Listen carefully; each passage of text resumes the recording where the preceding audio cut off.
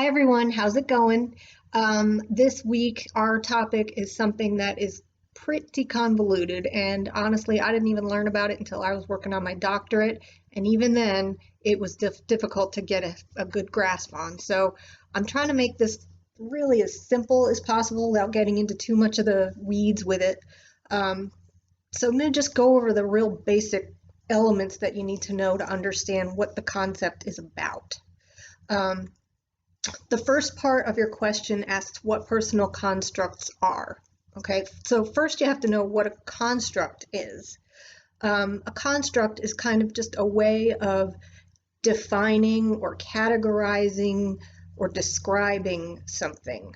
So I'll go real basic here. Let's just say from the book, the example was that people are sitting in a classroom and the professor's up there talking and being boring, and they're looking out the window, and a couple of students happen to look at this tree that's there, so they both see this tree. um, so the construct for them both is pretty much going to be the same thing. It's made of wood, it's got stems, it's got the trunk, it's got leaves or needles or something like that, and pretty much everyone's going to have the same construct. When you say the word tree, you kind of picture the same thing. It has the same meaning for you. um, Let's say we're going to talk about a dog. Um, Two people may see a dog a little bit differently. You're both going to see a four-legged animal with a nose and a tail and barks. But one person may see dogs very differently than the other. One person might see dogs as cute and cuddly and playful and the best little creature. It happens to be my cat.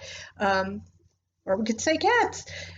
Cute and cuddly, the best little creatures ever. And then another person might see a dog or a cat and think, those nasty, mean animals, they scratch, they bite, they bark, they're scary, they want to hurt you.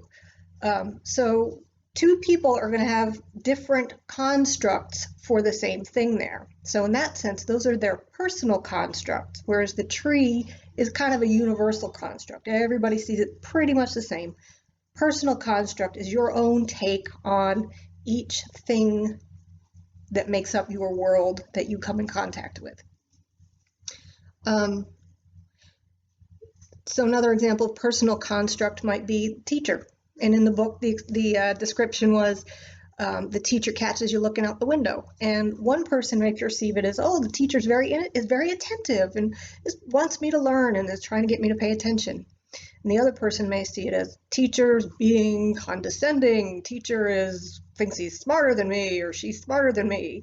Yeah, teachers are all like that. And so you've got two completely different ways of viewing teacher or instructor or professor. So those are your personal constructs of a teacher. Now, the person as scientist is the second part of your assignment. Let's say a person has a concept of dogs that is scary, mean, I don't like them, they're going to bite me. No matter what I do, they're going to bite me. And you go up to a dog, and the dog sniffs you and wags its tail and just kind of makes cute sounds and tilts its head and does cute things. So as a person as scientist is the person going up with the expectation that the dog is going to be mean and coming away with it going, that didn't fit what I thought. So you may start seeing changes in that construct over time based on your repeated experiences with that construct, because you may start to change how you see it based on, you've got a hypothesis, you go in, you test it by being around the dog, and either it's going to confirm or not confirm what you thought. Now the rep test. This is very convoluted, and I'm not going to go much into this, but I'm going to give you the basics of what it's doing. You probably read all the explanation in the book, and it's very long and comprehensive, and you don't need to worry about all of that. What I want you to understand is that the rep test is having you compare different people on different characteristics, and you're coming up with the characteristics that says this is how this person is very different from that person, but this person is very similar to that person. It might be the concept of humor. these two people are both really funny. This guy over here, he doesn't think anything's funny. He's humorless. He's got a horrible sense of humor. So humor might be a construct for you that's important in your life. You're thinking about humor. It matters to you. So that's one way that the rep test is using the constructs.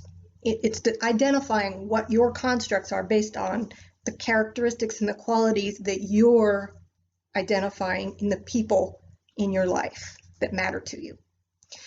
Person as scientist is basically, in the rep test, you're going to be either what's called rigid or flexible. You're going to have either a very complex system of constructs or a very narrow and rigid system of constructs. And that gets identified after you fill the whole thing out and I kind of create a picture of how you view everything. The real complex constructs very often are going to be more flexible. So you're more likely to go into situations, test out what you expect from the situation, and then if it doesn't come out the way you expect, you're more willing to back up and go, well, maybe that's not how I need to interact in that situation. Come up with another way of viewing the situation. So you're more flexible. You are more open to seeing things that if it didn't confirm what you thought, then you need to reevaluate. You're more willing to reevaluate. And if you have a very complex system of constructs. Now in therapy, what do you think you can do with that? Let's say a therapist wants to know what's your personality. First of all, what's important to you? What are those constructs that matter to you? Are you very rigid or are you very flexible? Are you someone that's going to keep viewing teacher as mean, condescending, no matter what the teacher does, or the dog as mean and vicious, no matter what the interaction is with the dog? I mean, the person that's more rigid is going to be saying to him or herself, I don't care what that dog just did. I don't care what the last 100 dogs have done. Dogs are terrible.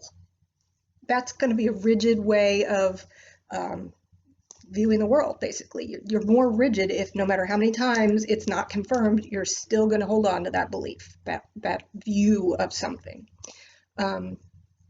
So those are really the main things I want you to understand about the rep test and personal construct theory. So please feel free to ask any questions if it doesn't make it any clearer than whatever the book said. So I hope to hear from you if you have any questions.